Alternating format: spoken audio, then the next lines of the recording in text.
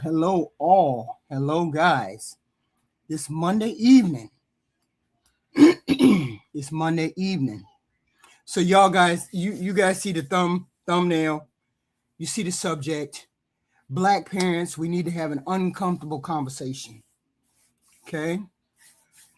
Have we forgotten what we were taught? If ever we were taught anything, have we forgotten that we cannot be comfortable, completely comfortable? Let me play this clip. I remember being in college and going on spring break with my friends and my family needing social security numbers practically. Okay, they didn't get the socials, but they was getting names, date of births, license, all of that, like license plates. Sometimes, like, let me see a picture of that ID. I wasn't allowed to travel nowhere with no one without telling them, and I was in college, who I was going with, what's the license plate number on the car, first and last names of people, and I thought it was pretty excessive, right? And I went to an HBCU. Here we are, 2026, and we have all of these young boys popping up, not returning home to their families, going on trips with friends, going to lakes with friends, going to pools with friends, and not returning home to their families. And I just thought it was understood that we, the melanated people of America, we cared about who our children hung with, okay? We wanted names and socials. We wanted to know. So now here we have families sending their children, or allowing their children to go off with people, and their children not returning home. You know, can we please normalize, like, being overprotective with our children again? I remember being in college.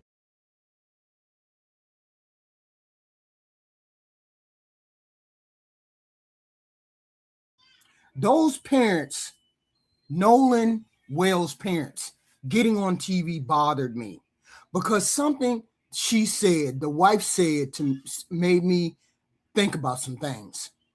She said she didn't know, not necessarily that one girl, but she didn't know their parents all that well. The implication was that they didn't know those parents all that well. What do you mean your son was friends with these people all of his young life? He was friends with all of these people, and the mother never knew any of the mothers. They never hung out together. They never had a barbecue together where they would come over to each other's house and their kids were the friends. That's normally how people would socialize when they have kids that are of similar ages and they hung out at each other's house. Didn't Nolan hang out with any of your friends at their house? That is what bothered me. See, my generation grew up with the warnings of parents wanting to know where we were going, who we were with, and how we were getting home, right? They taught us to pay attention to our surroundings and understand that being welcomed somewhere did not automatically mean we could stop being cautious. Those lessons came from history, right? Our parents remembered in America that had given Black families plenty of reasons to ask questions. Then our lives changed. Some of us made more money. We moved into different neighborhoods, into the suburbs. Our children went to predominantly white schools and grew up with white friends. They were invited on vacations to lake houses, to islands and on boats and shit. They gained access to spaces our parents fought for them to enter. That is progress. I get it.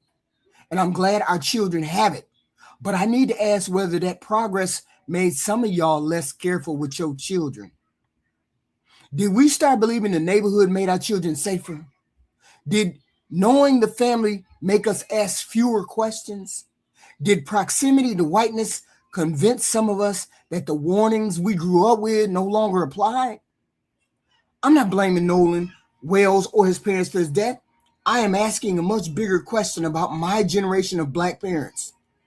Did we get so busy giving our children a better life that we stopped passing down some of the lessons that helped us survive in the first place?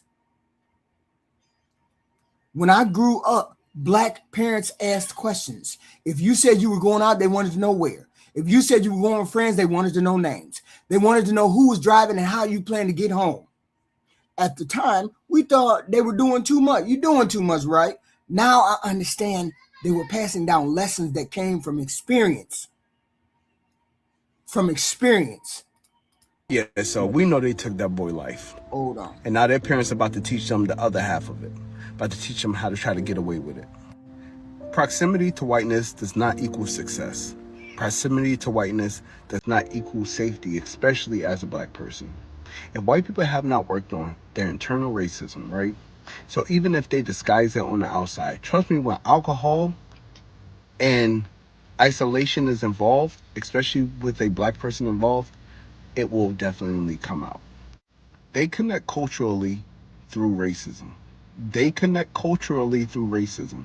So if he is the only Black person, the token Black person, trust me, he will be targeted.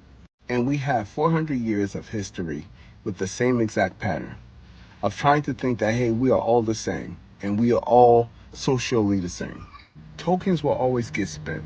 There is a culture and a history of violence, and it needs to be highlighted and taught to your Black children. They came back with his phone. They came back and said, hey, yeah, we went there with him. We don't know what happened. I don't know. We just left him there. So even if they didn't know what happened, they just left him on an island that's only accessible by boat. Yeah.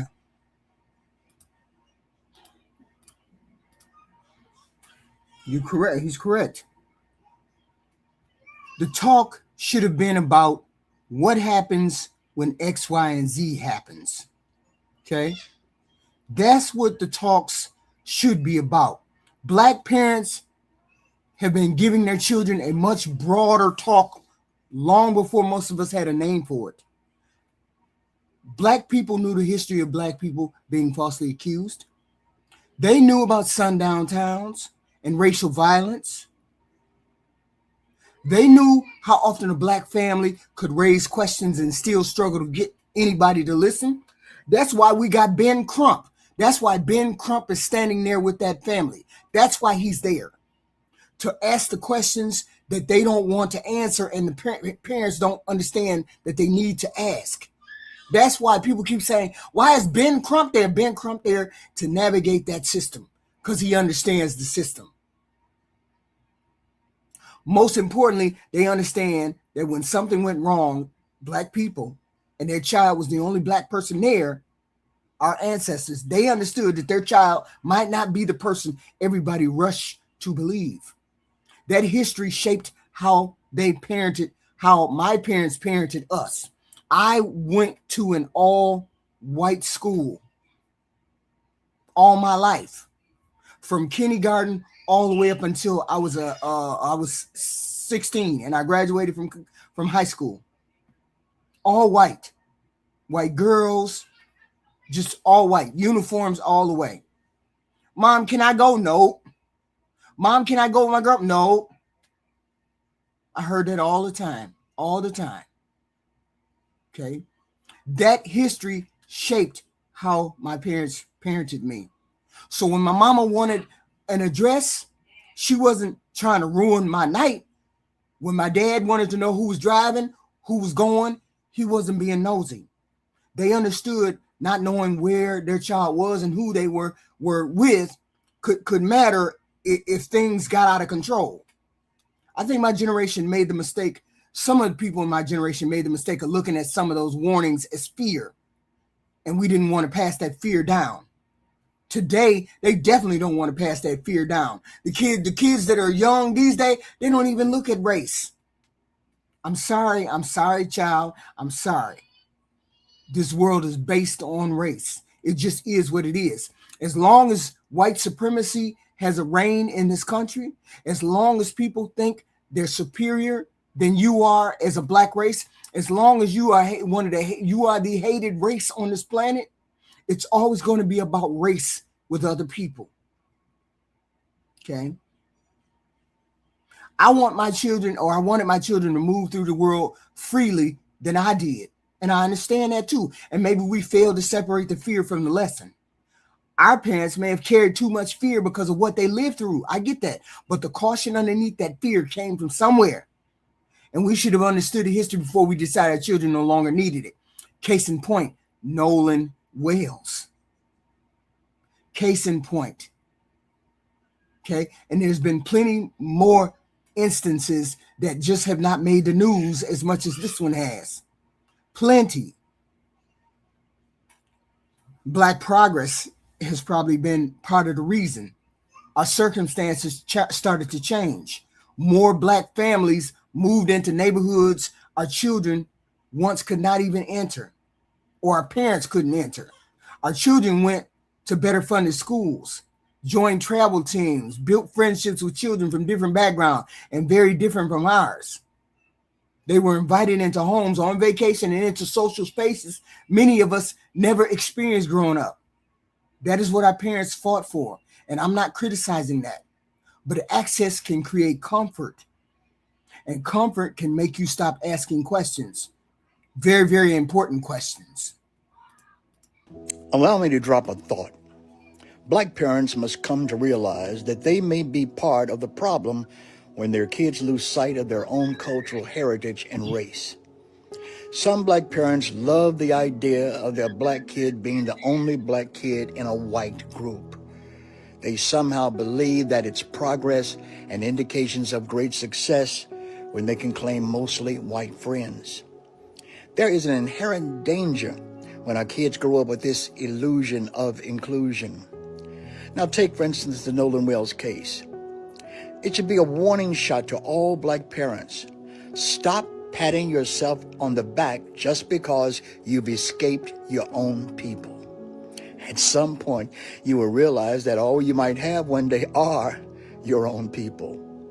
We have been taught and programmed to not think well of our own race. Therefore, we associate everything good with being white.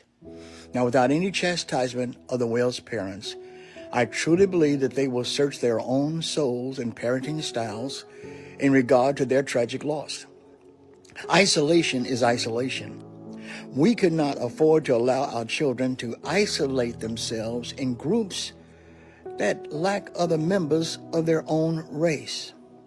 Example, there is a photo of Nolan Wells during his vacation trip in the water with nothing but white people around him, surrounded by nothing but white people. Now, why didn't he see this as possibly a dangerous situation or at least simply unsafe? It's because he was not aware of what's called race predicament. Most black people know to be uncomfortable in situations when you're in that kind of situation. I'm reminded of the movie Get Out. You remember the movie Get Out, don't you? While we want to get along and love all of God's children, at the same time, we've got to come to the realization that everybody does not like us. Everyone does not love us. There are people out there who hate us just for the color of our skin.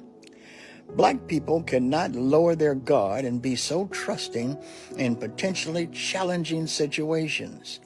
We must maintain what I call a hermeneutics of suspicion. What does this mean, Atkins? It means we must consider any and all possible situations as maybe threatening and not safe for us. It appears that Nolan Wells was too trusting of his so-called friends, and I truly believe that truth will eventually come out, and when it does, we'll find out that racism is in the mix of everything bad that happened to this young man.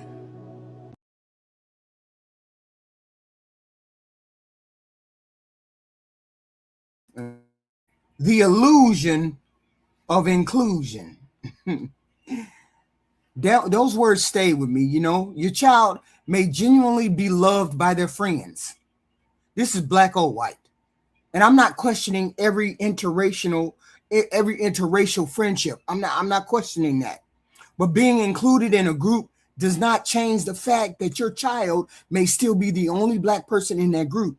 And we should not be afraid to explain what that can mean to our child. This is also why the conversation about not seeing color bothers me. That bothers me. Nolan Wells' dad going on an interview and him explaining when the interviewer asked him, does he feel like race played a factor, and him saying that Nolan didn't see color. Whoo! And it clicked. It clicked, but I had a feeling already. I had a feeling because I had a feeling. And when he said that, I was like, you set him up. You said, I'm not gonna lie, you kind of, and I'm not trying to be insensitive when I say it, but you did your son a disservice. Now, of course, like, I'm not putting all the blame on the parents, right? Because no, like, of course, the blame is still on, like, you know, like the people who, you know, like, I'm not putting all the blame on his parents or nothing, but you, like, as a parent, especially a black parent to a black son or daughter and living in America, you living in Mississippi at that, purposely not having a conversation like that with your very black presenting son, you're setting your child up. You're setting your child up and you're doing them a disservice. And not only that, but you were in an area around mostly white people and you still didn't feel the need to have that conversation. I don't want to like be like trying to be insensitive, but it's like, and like, don't get me wrong, like, I feel for the parents and everything, because regardless of whatever, nobody deserves, like, you know, to have their, like, that's disgraceful. It's disgraceful, it's disgusting, and it either way, it should have never happened. But based on that comment alone, I could tell exactly how his dad wanted to view, or how he decided he wanted to interact with the world around him, by being naive and not wanting to face reality. And I think that he might have instilled that into his son, and unfortunately that's just not that's not a luxury that black people get. And you can try to act like it doesn't exist all you want, and you can try to be like, oh, I don't see color, I don't subscribe to all that. But even if you want to act like you don't see color, everybody else is going to see your color.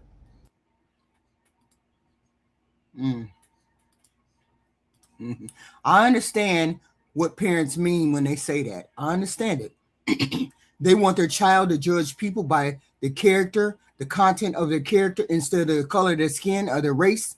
That's a good lesson. I get it. But if we teach a black child that color should never matter, are we also making it harder to explain why history says there are times when race can affect how a situation unfolds? Money does not erase history. Y'all rich black people, y'all need to stop that shit. Money does not erase the history. A nice neighborhood does not erase the history. Knowing a family for years does not erase the history. We gave our children access to rooms our parents could not enter, and we should be proud of that. I get it. But did we prepare them for being black once they got inside those rooms? This is where Nolan's story keeps pulling me back. Nolan was with people he knew. These were not strangers. Whatever happened on that damn trip happened in the company of people he trusted and loved enough to go 10 miles offshore in the middle of a body of water. That matters because a boat is not a house party. If the mood changes at a party, you may be able to leave. You can walk out the door and leave and go walk down the street and get out of there. You can call somebody, get in a car, go across the street, knock on somebody's door and ask them to call the police. Or you can find another way home. Once you are offshore in the middle of water, in the middle of a body of water, your opinions are controlled by the situation and the people around you. Let me play this clip. Someone who grew up as a black suburban kid who grew up in Tacoma, Washington, I would tell every black parent out there, especially the black dads who marry a white woman, to please have a conversation with your sons and daughters about being that one token black friend in a group of white people. Now, luckily, I ain't got no horror stories or intuition stories similar to other black folk, thankfully. But looking back now, I think about it, there's some people I probably shouldn't have hung around before. Because unfortunately, it's also a painful reminder that we gotta teach these young black boys and girls that just because you have a bunch of white friends does not mean you're cool with them. And that what history has keep repeating, keep telling us that white people will cover their asses. They will lie. Because we still ain't know what happened to Tamala. And you especially telling me that these group of white kids, they don't know what happened, why they left them, because one, that shows they're not real friends. And again, like I said, white folks will cover their asses. They will lie to cover their asses, even though they know they're guilty, even though they know what happened. Again, please have that conversation with your children. As someone who grew up as... Have that conversation with your children. Have that conversation with your children. That is the conversation I'm talking about. Trust your friends, but understand your surroundings. Know when you're becoming completely dependent on a group for your transportation, your communication, and your ability to leave. Let me play this clip. Everybody around the world copies African Americans and then yet disrespects them. GPS is a black woman, 3D imaging is a black woman, laser eye surgery is a black woman, escalators a black inventor, elevators a black inventor, the roller coasters, the cell phone, our video games is Jerry Lawson, Mary Van Brighton. In 1966, she invented the home security. You talking about open heart surgery, Daniel Hale, plasma, Charles Drew. We can keep going. Surgical equipment, black people inventing, just constantly inventing, and they took everything and lied. Black people are still thriving. Black women have the highest degrees in America. These are the same women that were operated on with no anesthesia, but they're #1 in academics. Atrocities that African Americans have been through, I'm surprised we are this peaceful. Black man invented the stoplight. White man invented a ticket. Keep going. Black man invented the light bulb. White man invented an electric bill. Black man invented the telephone. The white man invented the telephone bill. Really gonna be then you should be a true to not use anything or be. Everybody, some GPS is a black woman, 3D image. I had some goofy shit in there. I don't know. Now, I'm not willing to say that this is why Nolan died. I'm not willing to say jealousy is the reason why he died. We don't know exactly what happened to this boy, and I'm not turning somebody's TikTok opinion into a fact, right? But I am willing to examine the question underneath it. Did some black parents begin to associate white spaces with safety? Did the nice house, the good school, or knowing the family make us less likely to have a conversation our parents had with us? Because acceptance is not protection. When alcohol, anger, panic, or fear of consequences enters a situation, people can make terrible decisions. Friendship does not guarantee that everybody will respond the way you expect them to when something goes wrong. Nolan's story has forced me to ask whether we are teaching our children to recognize when they have become completely dependent on the people around them. You can trust your friends and still need a plan, an exit strategy. Those two things have never been opposites. Okay? Maybe our children aren't careless. Maybe they simply don't know what we know. A lot of black children today grew up in a very different world than I did. Their neighborhoods were integrated already. Mine wasn't. Their schools were integrated. Their friend groups have always been mixed. Some of them have never experienced the kind of open racism their parents did, grandparents did, I did. That's progress. But history does not pass through DNA. You have to be aware. You got to be aware, bro. This is to all the black parents out there. Please do comment and tell me your thoughts, because I have watched a black lady in America who has experienced living in the Deep South, which is particularly white and racist. She says that in the sad, tragic case of Nolan Wells, the parents have a part to play in setting their children up to fail. Not just this set of parents, but many other black people who live in areas of majority whiteness and racism.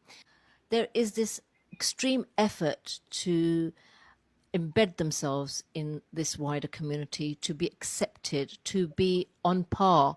Hence, the delusion that they are and will be accepted within the wider white community. And this is setting up their children to fail. It's narcissistic behavior, and they don't realize that they're actually harming their children along the way. Our children only know the lessons that we actually teach them. My generation wanted to remove some of the fear we grew up with, that I grew up with. We didn't want our children suspicious of every white person they met or questioning every friendship because of race. But I think some of us may have overcorrected. Instead of explaining why our parents were cautious, we dismissed them as paranoid. Instead of updating the conversation for our children today, some of us stopped having the conversation at all. That I can tell that has happened because I hear a lot of chatter when I go to TikTok and Facebook and all them other places, and I hear young people talking about, oh, it ain't no racism no more. It ain't no race, ain't no problem. We can do all the things everybody else can do. When I hear kids say that, black kids say that, I say, your parents ain't had that conversation with you, did they? They ain't had that conversation with you. You think I'm paranoid. And now we expect our children to recognize dangers that we never explain. They don't automatically know why being isolated matters. They don't automatically understand why depending on one group for their phone, transportation, and way home can leave them vulnerable. They don't automatically understand the history behind the questions that we asking you. Who you going with? Where? When? How? When you going to be back? Can I call you? Can you call me? I need you to call me every half an hour. You don't call me in every half an hour, I'm coming for you. Somebody taught us that. We have to teach our children that. The lesson was never supposed to be fear white people. The lesson was understand the world you're moving through as a black person. Maybe the old talk needed to change, but it never needed to disappear. So what do we do now? We don't lock our children in the house. We don't teach them to fear white people. We don't teach them every friendship comes with some hidden threat. We don't do that. We update the talk. Okay? Listen to this video.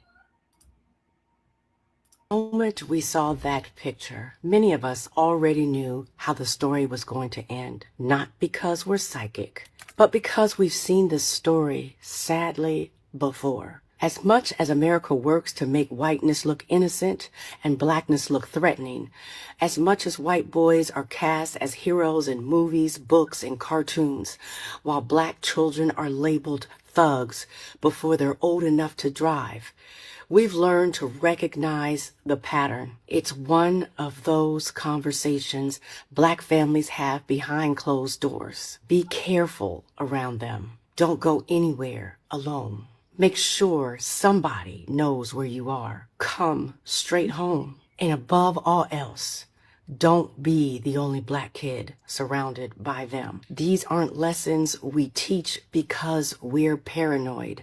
They're lessons we teach because history has taught us to. I don't think many white people understand how much time black parents spend trying to figure out how to keep their children, our children, safe. Safe from being called the N-word, safe from being humiliated at school, safe from being treated as less than human, safe from violence. And that's the tragedy. The burden shouldn't be on us to constantly develop survival strategies. The burden should be on the people who created and continue to tolerate the culture that makes these strategies necessary. It should be on parents who refuse to confront racism in their own homes. It should be on communities that excuse cruelty with boys will be boys. It should be on a society that keeps finding explanations for the behavior of white children while demanding perfection from black ones. So when we saw Nolan Wells' picture, many of us didn't see a child, just a child. We saw every warning we've ever given our own children. And now that his body has been found, many of us fear we already know what comes next. Excuses, deflections, attempts to protect reputations, attempts to explain away the unexplainable, attempts to portray others as victims while Nolan and his family are forced to prove their humanity. I hope we're wrong. God, I hope we're wrong.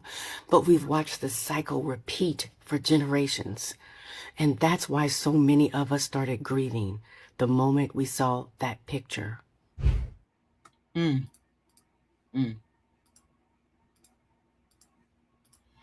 teach our children that trust does not mean turning off their instincts. No, I want to say this one thing.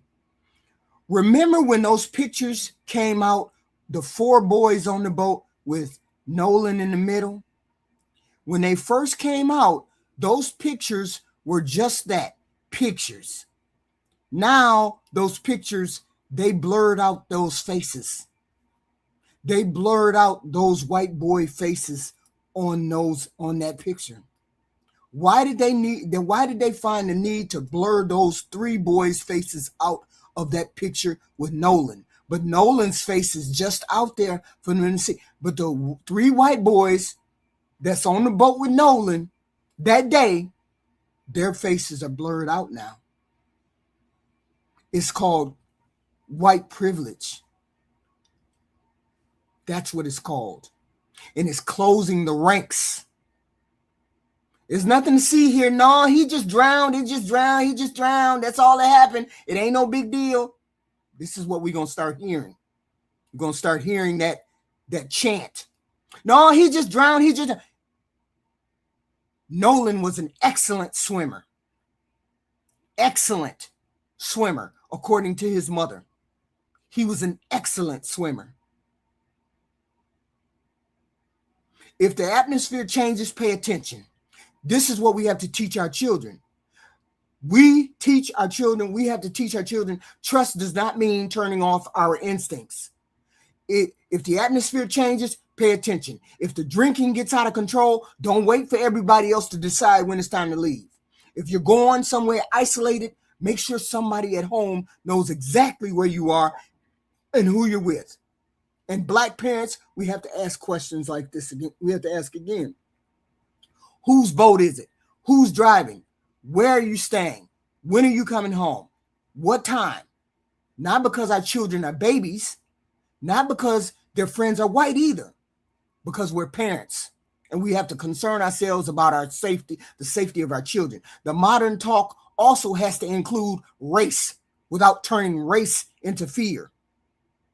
Our children need to understand that being accepted into a group does not erase their history or guarantee how people will react in a crisis. I want Black children on the boats. I want them to go on the boats. I want them at the lake houses. I want them traveling and walking into every room our grandparents were kept out of. I ain't telling them to come back home. I'm saying we need to send them prepared for when they get into the room.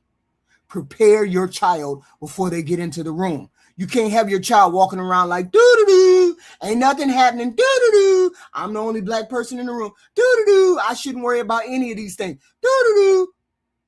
You shouldn't be sending your child in the middle of a room because you don't want to see race. You just goofy when you do that. Maybe my generation thought giving our children a better life meant they no longer needed some of the lessons that we learned. Nolan Wells has made me question that. We taught our children how to get into the room. Now we need to make damn sure we teach them how to move once they're inside that room. I don't know if a different conversation would have saved Nolan Wells. And I will not put that burden on him or his parents. But his story has forced me to look at my generation of Black parents differently. We wanted our children to have more freedom than we had. We wanted them to grow up without carrying all the fear our parents carried. We wanted them to make friends, travel, and live bigger lives than we did. There's nothing wrong with that. But Black parents, we have to make our children listen. I know they think we're old-fashioned. I know they think the world we grew up in is gone. They roll their eyes because they have white friends they love and they believe we simply don't understand their generation. Make them listen anyway, because we learned some hard truths when we were children. And those truths cannot be discounted just because our children grew up in a better neighborhood or a zip code or went to a better high school. I went to a better high school than my parents did. My parents were poor, came from poor beginnings. But they built a life and a foundation for me and my brothers and sisters where I went to Catholic school. If you don't know what a Catholic school is where you wear a uniform, a skirt, and a blouse, and you wear that every day of the week. And you're taught religion, and it's a religious component, a Catholic component. I did it all my life. Okay. But they still taught me lessons. They still talked to me about, you might be, because I went to high school and there was only 7 black people, 7. Out of 500-600 people, it was only 7 black people. And 7 black girls, we had a code with each other. If something happens, we scream this particular word and we all come running. That was our code. 7 black girls in a school full of 500 white girls, plus the 7 black girls. And we 7 black girls had a code. If we scream this word, we got an opportunity to say this word, we make the biggest ruckus we can, we say that word, and we all come running.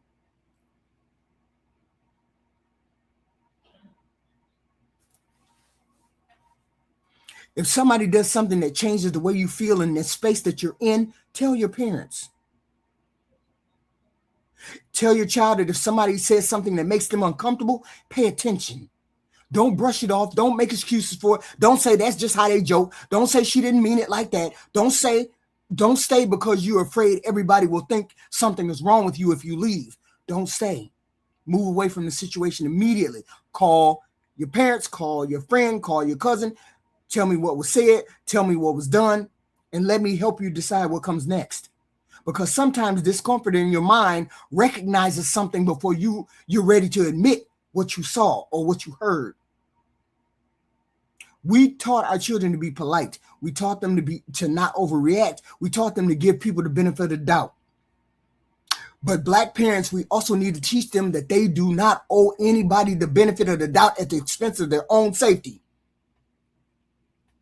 If those horns start getting louder and louder, the voice in your mind your brain keeps getting louder and louder. Danger, danger, danger, get out. Our parents gave us warnings because of the world they knew. Some of those warnings were hard, but the lessons underneath them were real and they still apply to this day. Our children need to hear those lessons. They need to understand them. And whether they like it or not, we need to make them listen. The fear can stay in the past. Those lessons cannot stay in the past. And we need to make sure that they hear those lessons. Okay. So let me read some of the comments in the comments section. I can read that. May the force be with you. Keep peddling your racist bullshit. And that's the problem with you people.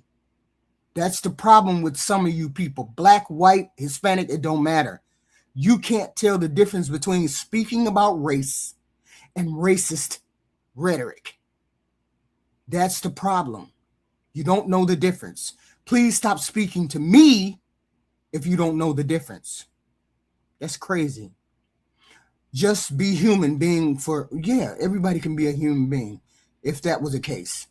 It was like talk because 7 years ago, racists act like what happened to Emmett Till were everyday occurrences. Racism and bigotry are taught at home. Yes, they are. Yes, they are. We're speaking as a smoke alarm. Don't be mad at us. Go stop the fire. I don't have a smoke alarm in here, so it's just something that's beeping in my room. Who knows? Hey, HQ. Hey, Rainbow Kid. You're the most violent people in the United States. No, I think I'm not the most violent. My race is not the most violent. The most violent is the white people in this country. You need to recognize your history. Stop doing that. Stop doing that.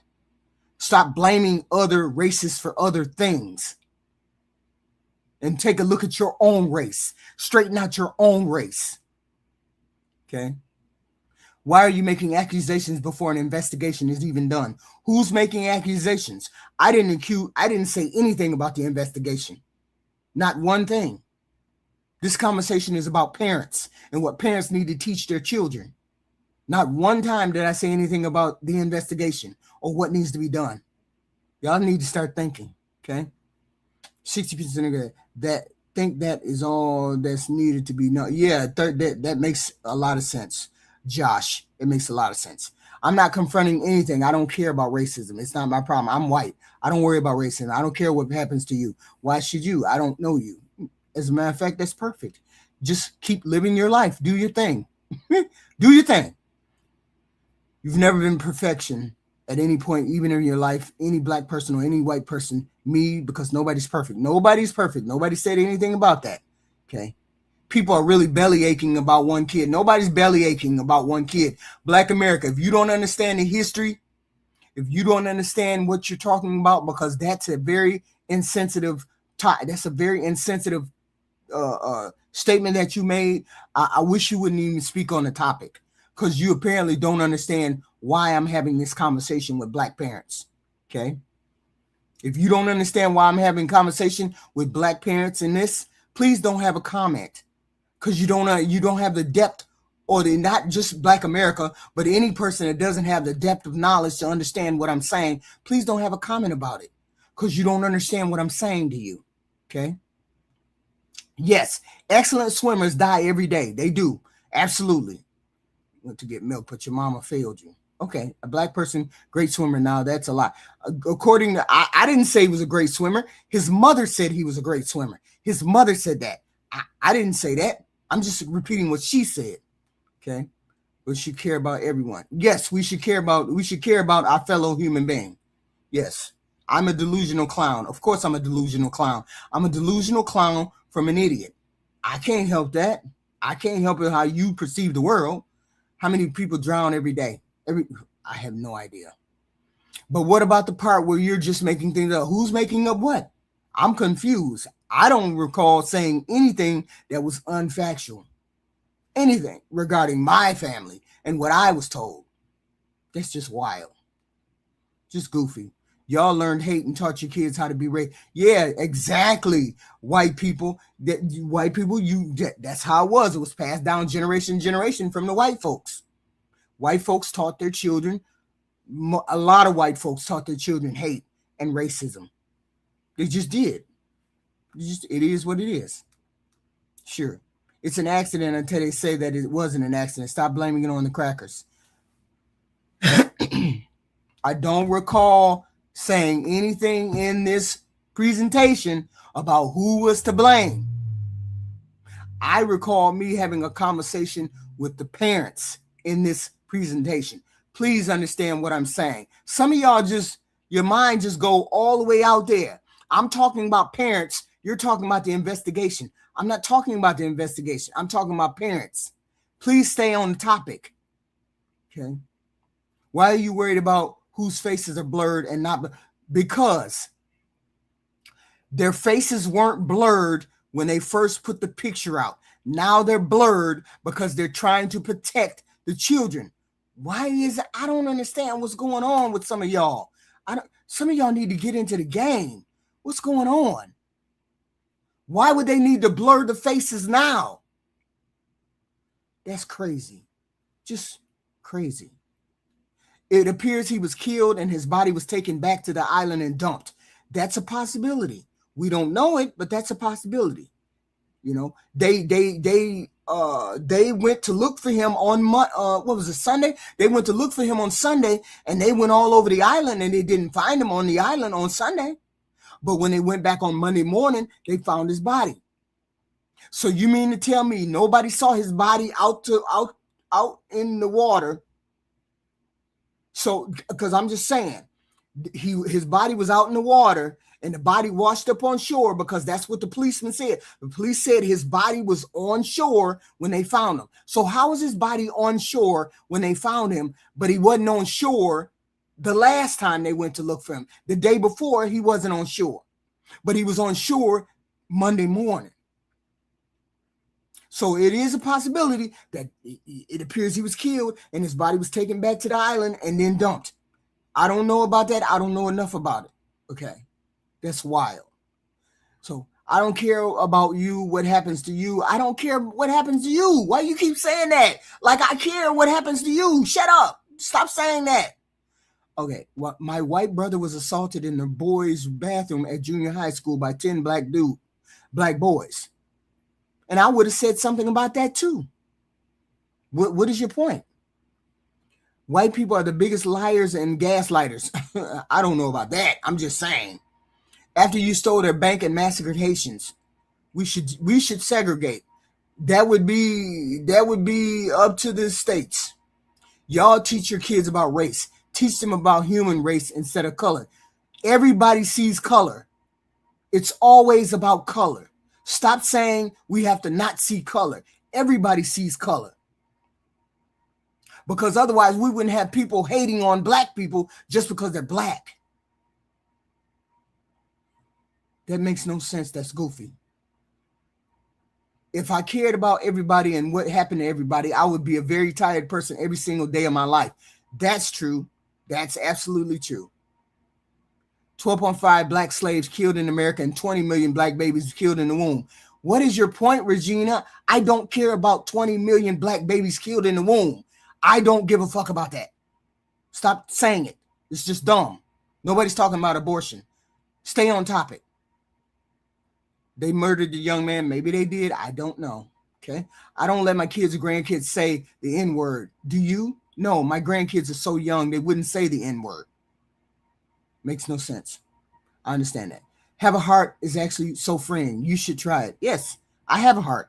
The mod is saying nasty racist shit. The mod, I'm not saying nasty racist shit. Don't be upset. The worms equal. You have to know the difference between speaking about race and being racist. I speak about race all the time. I'm not racist. I might be bigoted. I might be prejudiced to a certain extent. All of us have that prejudice and bigotry, but not all of us have the racism. Okay. And those are 2-3 different things. Okay. You need to know the difference. Okay. Young black kids are way safer with white kids than with black. No. No, that's not the case. Black kids are not safest with just white kids. That's not how that works. Okay. It's not how that works. Why can't we drop this racism crap and try to get along? We can drop this racism crap. The moment everything is equal. The moment white people think everything is equal. And then we don't have people hating on black people because they're black. As long as we don't have people on this planet who think they're superior than another race. As soon as we have that, I will get done with talking about race. As soon as we have that, I won't have a white person get on here and think they're better than me because they're white. As soon as I have that, I'll stop talking about race. As soon as I have that. Black people barely go on boats as white things. Yeah, I know it's a white thing. Hey, we really don't like water like that. Do you think Michelle Obama murdered their chef? Maybe. Who knows? They got enough money to get away with it. I don't know what the fuck you talking about. Black mothers don't care about their children. Don't tell me what I care about. That's the one thing you're not going to do is tell me what I care about. Okay? That's the one thing you're not going to tell me what I don't care about. Okay? Not at all. Do you know how currents work? No, I don't know anything about how currents work. Okay. Yes, I hear myself, the cheese. I'm sitting right here. Of course I hear myself. Goofy. It's funny until it happens to them. They never play fair. All I'm saying is this. If those four boys in that picture were black and that one white boy was in the middle, them black folks would still be in jail. And that's what's called white privilege. They are giving grace to those white boys. Grace. That's what it means to have white privilege. When they give you grace, but they won't give me grace. That's called white privilege. He overdosed on fentanyl. Maybe he did. Who knows? Why did they have Nolan's phone and car? I have no idea. Okay. Cajun Navy. I heard Cajun Navy say that they searched that whole island on Sunday, and then they went back on Monday, and then they found the body. I heard about that. I heard about that. Water had these things called tides. They pull away from and towards the beach. We understand that. Why are you saying simpleton shit, Derek Rogers? You're saying simpleton shit. Stay on topic. Okay. You are so racist. Of course I'm racist. I speak about race and then I'm racist. That's so goofy. I can't even comprehend why. Quit being so oppressed. Of course. I'm probably richer than most of y'all. I'm not oppressed. Stop it. Okay. Okay. Whites have better culture. Proof is in the of course, you whites have better culture. We blacks are always running over to your spaces to see what you're doing. When obviously that's not the case. Most of the time you guys are in our spaces looking at what we do. So stop saying your culture is better. Okay. Nope, it would never even be on the news. Yes, it would definitely be on the news. If those were all black people and one white boy, it'd been all over the fucking news. They'd still be in jail. Stop it. There is no white privilege. Of course there is. That's why if you're white, then I guess you don't understand what privilege is. You think because you're poor, you don't have any white privilege. That's the problem. You think because you're an average white person that you don't have any privilege. Me as an average black person and you as an average white person, you still have white privilege over me. They don't get white privilege. Most of y'all don't get it. Just be quiet about it because you don't get it. Okay. The fact that I said if it was all black people and one white person ended up dead and the black people would still be in handcuffs, if you're honest with yourself, if you're honest, you would know that those black boys would still be in handcuffs. Be honest. And when you come to that honesty and a realization that those black boys would still be in handcuffs today if it happened to them and they were the ones who came back without that white boy, then you have to admit that it's white privilege. It's white privilege right now. Shut your ass up because you don't understand what it is. Don't understand what it is. That's crazy. But anyway, if you like my content, you like my commentary on this conversation, please hit the like, share, and subscribe. I appreciate it. And I will be back either tomorrow morning or tomorrow evening. Who knows? The only privilege that exists is black privilege. Okay, thank you. It's nothing to see here. You got goofy people in the chat. Crazy. I'll be back in the next video. I appreciate all of y'all. Please hit the like, share, and subscribe button. Please and thank you. I will be back.